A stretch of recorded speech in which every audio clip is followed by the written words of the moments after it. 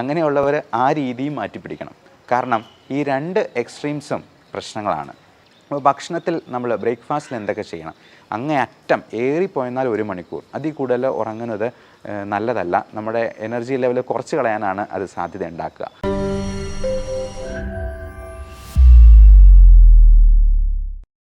പ്രമേഹ രോഗിയുടെ ഒരു ദിവസത്തെ ഭക്ഷണക്രമം എങ്ങനെയായിരിക്കണം എന്ന് നിങ്ങൾക്ക് പലർക്കും പല ലഘുലേഖകളായിട്ട് കിട്ടിയിട്ടുണ്ടാവാം.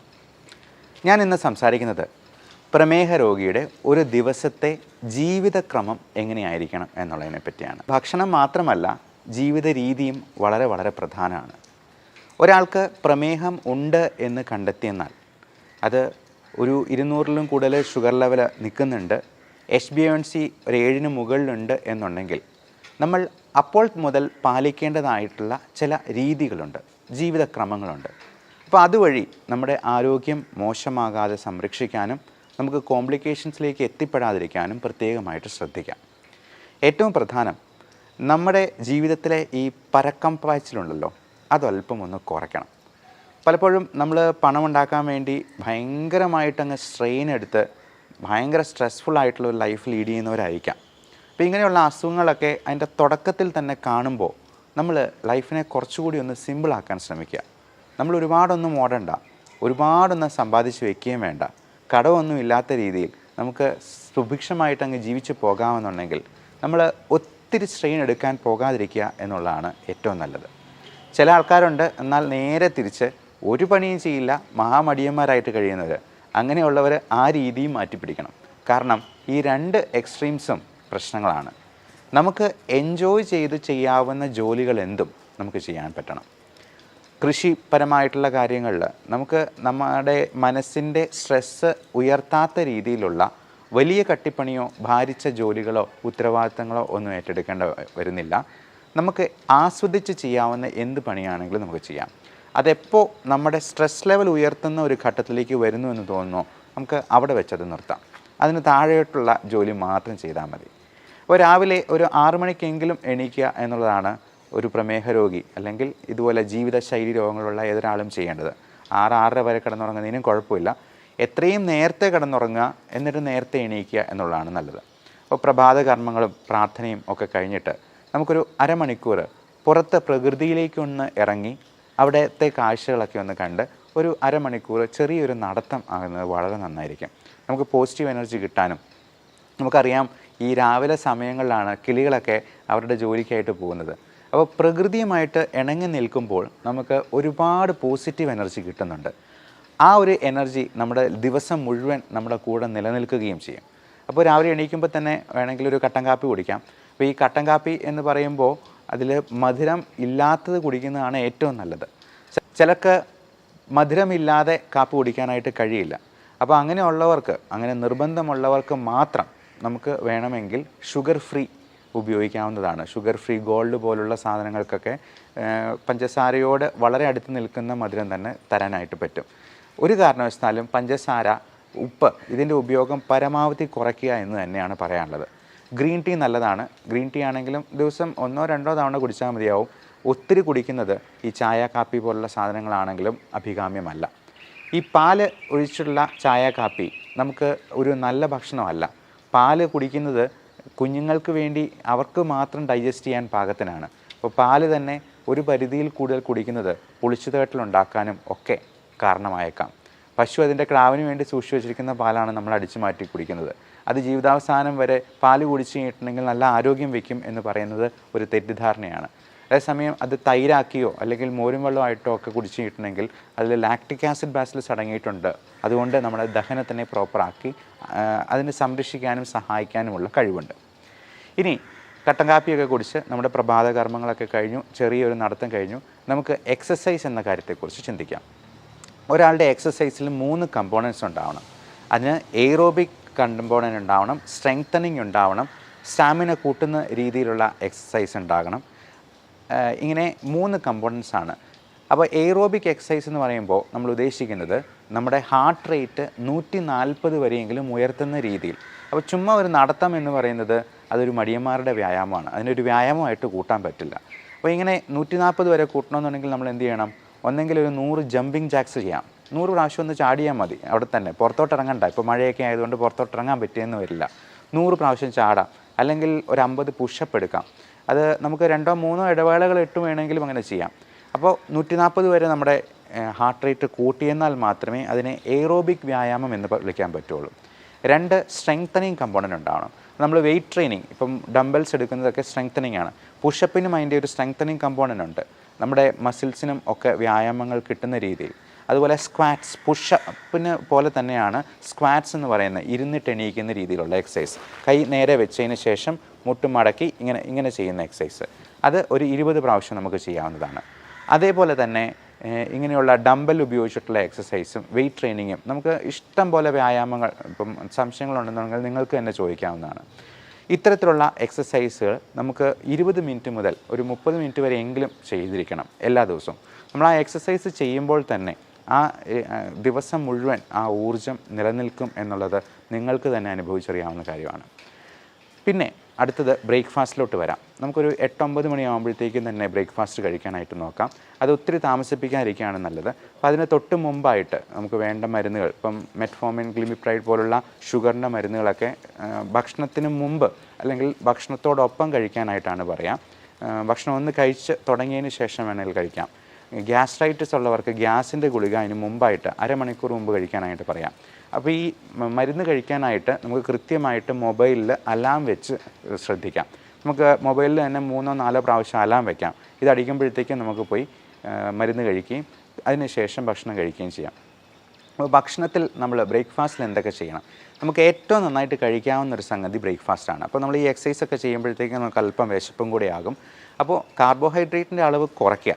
അപ്പോൾ ഒരു പ്ലേറ്റ് എടുത്തെന്നാൽ അതിൽ 1/4 മാത്രം കാർബോഹൈഡ്രേറ്റ്, 1/4 പ്രോട്ടീൻ എന്ന് പറഞ്ഞാൽ മുട്ടയുടെ വെള്ള അല്ലെങ്കിൽ ഇറച്ചി, മീൻ, ഇപ്പം അല്ലെങ്കിൽ കടല വിഭാഗത്തിൽപ്പെടുന്ന പയറ് വർഗ്ഗത്തിൽപ്പെടുന്ന എന്തെങ്കിലും കറികൾ ഒക്കെ ധാരാളമായി കഴിക്കാം. പിന്നെ ഒരു 1/4 നമുക്ക് പച്ചിലക്കറികൾ, ഗ്രീൻ ലീഫി വെജിറ്റബിൾസ് ആണ്. അത് എന്തെങ്കിലും തരത്തിലുള്ള സാലഡ്, ഒരു കുക്കുംബറായിട്ടോ അല്ലെങ്കിൽ ചീരയുടെ എന്തെങ്കിലും ആയിട്ടോ, ഗ്രീൻ ലീഫി ആയിട്ടുള്ള എന്ത് വെജിറ്റബിൾസ് ആണെങ്കിലും ഇതിന് കുഴപ്പമില്ല. സ്പൈനാഷ് എന്നൊക്കെ പറയുന്ന, അല്ലെങ്കിൽ ബ്രൊക്കോളി, അല്ലെങ്കിൽ കുക്കുംബർ തുടങ്ങിയവയെല്ലാം നമുക്ക് ഉപയോഗിക്കാവുന്നതാണ്. പിന്നെ 1/4 അധികം മധുരമില്ലാത്ത പഴങ്ങൾ. മധുരമില്ലാത്തത് എന്ന് പ്രത്യേകം പറയാൻ കാരണം മാങ്ങാപ്പഴമോ അല്ലെങ്കിൽ ചക്കപ്പഴമോ അല്ലെങ്കിൽ ചെറുപഴമോ ഒക്കെ കഴിച്ചെന്നാൽ അതിൽ ഹൈ ഫ്രക്ടോസ് കണ്ടൻറ് ഉള്ളതാണ്. അത് തന്നെ നമ്മുടെ ഷുഗർ കൂട്ടാനായിട്ട് ഇടയാക്കും. ഏറ്റവും പ്രധാനം ഈ ഭക്ഷണം കഴിച്ചു കഴിഞ്ഞാൽ മെയിൻ കോഴ്സിന് ഇടയിലുള്ള സ്നാക്സാണ്. പലപ്പോഴും നമ്മൾ ബാക്കിയെല്ലാം വളരെ ശ്രദ്ധിച്ച് കഴിക്കും. ഈ സ്നാക്സിന് പകരം നമ്മൾ ഉഴുന്നുവടയോ പഴംപൊരിയോ അല്ലെങ്കിൽ പേസ്ട്രിയോ കേക്കോ ബിസ്ക്കറ്റോ ഒക്കെ കഴിച്ച് കഴിയുമ്പോഴത്തേക്കും നമ്മളൊരു ഊണ് കഴിക്കുന്നതിനേക്കാൾ കൂടുതൽ കാലറി ഉള്ളിലോട്ട് പോവുകയാണ് ചെയ്യുന്നത്. അതുകൊണ്ട് ഇടയ്ക്ക് നിങ്ങൾ സ്നാക്സ് കഴിക്കുന്നുണ്ടെങ്കിൽ അത് ഒരു ആപ്പിളിൻ്റെ കഷ്ണമോ ഫ്രൂട്ട്സ് ആയിട്ടോ അല്ലെങ്കിൽ വെജിറ്റബിൾസ് ആയിട്ടോ കഴിക്കാം. മധുരമില്ലാത്ത ഒരു ചായയായിട്ട്, അതും പാല് ചേർക്കാതെ കഴിക്കുന്നത് തന്നെയാണ് നല്ലത്. ഇടയ്ക്കിടയ്ക്കെല്ലാം നന്നായിട്ട് വെള്ളം കുടിച്ചുകൊണ്ടിരിക്കുക. നമ്മൾ വെള്ളം കുടിക്കുമ്പോൾ തന്നെ നമ്മുടെ വിശപ്പൊന്ന് അടങ്ങും. അപ്പം ഇൻ കേസ് ഷുഗർ കുറഞ്ഞു പോകുന്ന ഒരു ലക്ഷണം കാണിക്കുന്നുണ്ടെങ്കിൽ നിങ്ങൾക്ക് ഗ്ലൂക്കോമീറ്റർ വെച്ചിട്ട് സ്വയം നോക്കാൻ പറ്റണം. Self monitoring of blood glucose എന്നാണ് അതിനെ പറയുക. അങ്ങനെ നോക്കി അത് എഴുതി വെച്ച് ഒരു ഡയറിയിൽ സൂക്ഷിക്കുക. എന്നിട്ട് അടുത്ത തവണ ഡോക്ടറെ പോയി കാണുമ്പോഴത്തേക്കും ഇത് കാണിച്ചു കൊടുക്കുക. അപ്പോൾ ഇൻസുലിൻ എടുക്കുന്നവരൊക്കെ ആണെന്നുണ്ടെങ്കിലും ഇങ്ങനെ കുറഞ്ഞു പോകുന്നുണ്ടെങ്കിൽ ഇൻസുലിൻ്റെ അളവിൽ നമ്മൾ സ്വല്പം വ്യത്യാസം വരുന്നത് 2-4 യൂണിറ്റ് കുറയ്ക്കാനായിട്ട് ഡോക്ടർ തന്നെ നിങ്ങളോട് പറഞ്ഞേക്കും. ഇനി അഥവാ ഷുഗർ നോക്കുമ്പോൾ 200-ന് മുകളിലാണ് നിൽക്കുന്നതെങ്കിൽ ചിലപ്പോൾ ഇൻസുലിൻ്റെ അളവ് 2 യൂണിറ്റെങ്കിലും കൂട്ടേണ്ടതായിട്ട് വന്നേക്കാം, അതിന് തൊട്ട് മുമ്പ് എടുക്കുന്ന ഇൻസുലിൻ്റെ അളവിൽ. അതുപോലെ നമ്മൾ ഷുഗർ നോർമലാണോ എന്ന് ഇടയ്ക്കിടയ്ക്ക് നോക്കുക. അതൊരു ഒബ്സഷൻ പോലെ ഇടയ്ക്കിടയ്ക്കെല്ലാം ഓരോ 5 മിനിറ്റ് കൂടുമ്പോഴും പോയി നോക്കണമെന്നല്ല. ദിവസം ഒരു 3 പ്രാവശ്യം വരെയൊക്കെ നമുക്ക് നോക്കുന്നതിൽ യാതൊരു തെറ്റുമില്ല. അത് കൂടുതലായിട്ട് നിൽക്കുന്നുണ്ടെന്നുണ്ടെങ്കിൽ നിങ്ങൾ ഡോക്ടറോട് ചോദിച്ച് മരുന്നുകളിൽ വേണ്ട അഡ്ജസ്റ്റ്മെൻറ്റുകൾ നടത്തുക. ഇപ്പം ചിലപ്പോൾ ചില മരുന്നുകൾ കൊണ്ട് കൺട്രോൾ ആയില്ലെങ്കിൽ വളരെ പുതിയ രീതിയിലുള്ള മരുന്നുകൾ ഇപ്പോൾ അവൈലബിൾ ആണ്. SGLT2 ഇൻഹിബിറ്റേഴ്സ്, DPP4 ഇൻഹിബിറ്റേഴ്സ് എന്നൊക്കെ പേരുള്ള, ഇപ്പം ഗ്ലിപ്റ്റിൻ എന്ന വാലുള്ള, ഗ്ലിഫോസിൻ എന്ന വാലുള്ള മരുന്നുകൾ ഇപ്പോൾ അവൈലബിൾ ആണ്. അതെല്ലാം നമുക്ക് അവരുടെ ഡോക്ടറുടെ നിർദ്ദേശപ്രകാരം നമുക്കൊന്ന് മാറ്റി അത് ഹൃദയത്തിൻ്റെ ആരോഗ്യത്തെ സംരക്ഷിക്കുന്ന, കിഡ്നിക്കും ലിവറിനും ഒന്നും യാതൊരുവിധ ടോക്സിസിറ്റിയും ഉണ്ടാക്കാത്ത രീതിയിലുള്ള മരുന്നുകൾ ഇന്ന് അവൈലബിൾ ആണ്. ഇനി ജോലിക്ക് പോകുന്ന ആൾക്കാർ, ഇപ്പം ജോലിക്ക് പോകുമ്പോഴത്തേക്കും നമ്മൾ ഈ ട്രാഫിക്കും അങ്ങനെയുള്ള കാര്യങ്ങളൊക്കെ ഉള്ളതുകൊണ്ട് ഇതെല്ലാം നമ്മുടെ സ്ട്രെസ് ലെവലെ ഉയർത്താൻ സാധ്യതയുണ്ട്. അപ്പോൾ അപ്പം നമ്മുടേതൊരു സിമ്പിൾ ലൈഫ് ആകാനായിട്ട് സിംപ്ലിസിറ്റിയാണ് നമുക്ക് ഏറ്റവും വലിയ സിംപ്ലിസിറ്റിയാണ് ഏറ്റവും നല്ല സോഫിസ്റ്റിക്കേഷൻ എന്ന് പറയാറുണ്ട്. അതായത് സോഫിസ്റ്റിക്കേഷന് വേണ്ടി നമുക്ക് ഏറ്റവും സിമ്പിളാകാൻ പറ്റുമോ അത്രയും സിമ്പിളാവുക എന്നുള്ളതാണ്. അപ്പോൾ ഇപ്പോൾ ജോലിക്ക് പോകുന്നതാണെന്നുണ്ടെങ്കിലും നമ്മൾ ഊട്ടിപ്പിടിച്ച് ബസ്സിലൊക്കെ കയറി പിടിച്ച് പോകുന്നതിനേക്കാളും നമുക്ക് സ്വതന്ത്രമായിട്ട് ഇച്ചിരി ഒരു 5 മിനിറ്റ് നേരത്തെ ഇറങ്ങിയിട്ടാണെങ്കിലും നമ്മൾ തിടുക്കം കൂട്ടാതെ വളരെ സാവധാനം വണ്ടി ഓടിച്ചാട്ടുന്നതാണെങ്കിലും ജോലി സ്ഥലത്തെത്തുക.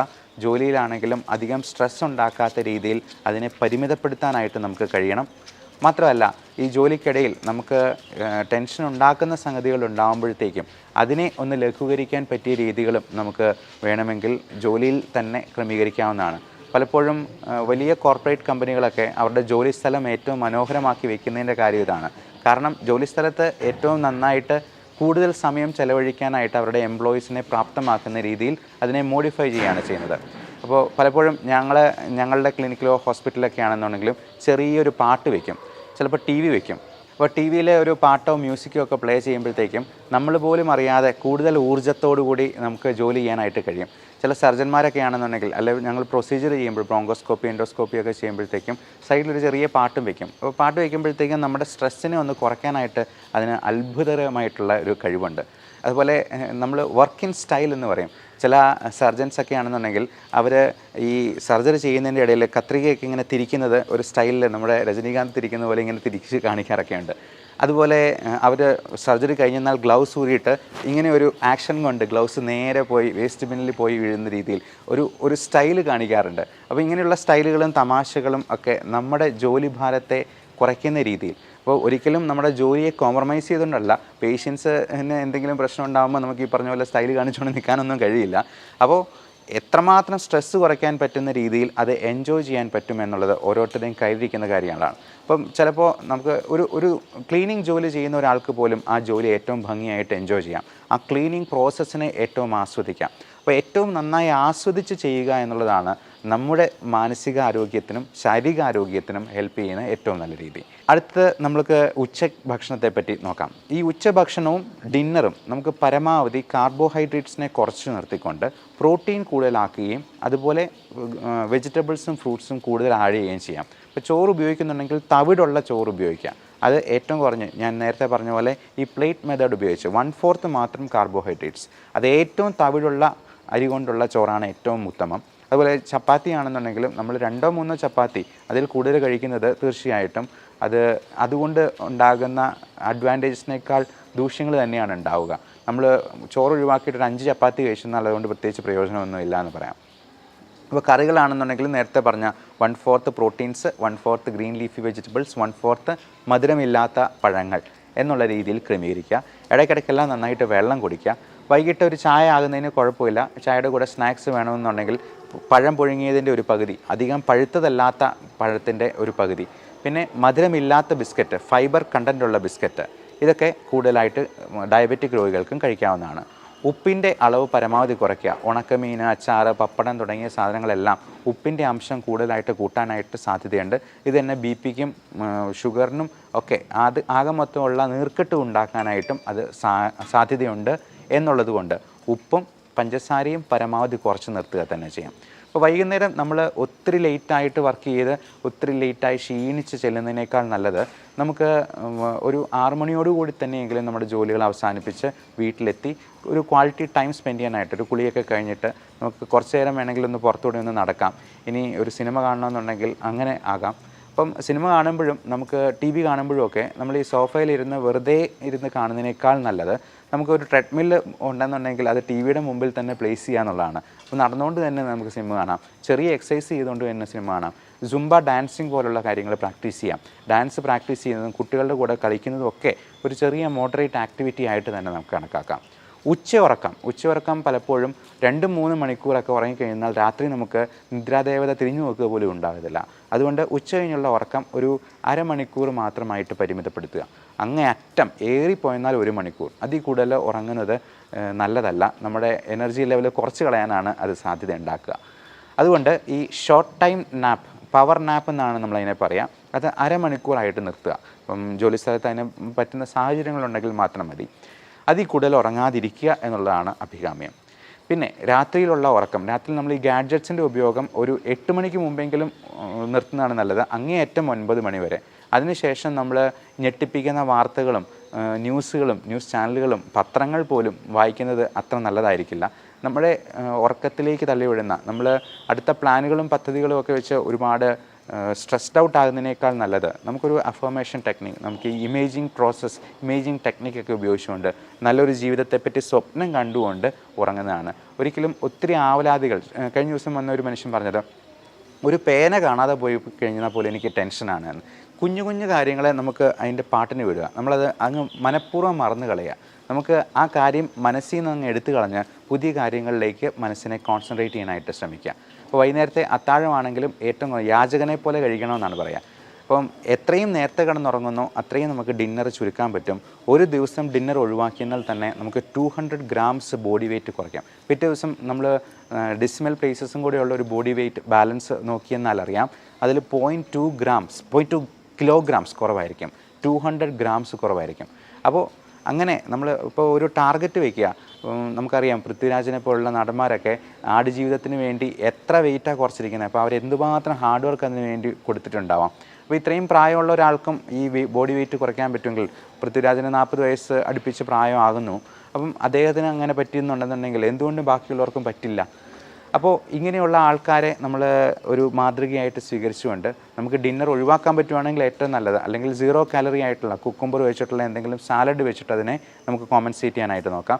ഇനി അത്രയും പറ്റിയില്ലെങ്കിൽ ചെറിയ രീതിയിൽ എന്തെങ്കിലും കാർബോഹൈഡ്രേറ്റ് കഴിച്ച് മുത്താറി പോലുള്ള എന്തെങ്കിലും ധാന്യങ്ങൾ കൊണ്ട് നമുക്കിതിനെ കോമ്പൻസേറ്റ് ചെയ്യാൻ പറ്റും. അപ്പോൾ പല ധാന്യങ്ങളും, പാല്, മുട്ട പോലുള്ള സാധനങ്ങൾ പോലും അലർജി ഉണ്ടാക്കാം, ഇൻടോളറൻസ് ഉണ്ടാക്കാം. ഇപ്പോൾ ഗോതമ്പിൻ്റെ അലർജിക്ക് ഗ്ലൂട്ടൻ ഇൻടോളറൻസ് എന്നും പാലിൻ്റെ അലർജിക്ക് മിൽക്ക് ഇൻടോളറൻസ് എന്നും നമ്മൾ വിളിക്കാറുണ്ട്.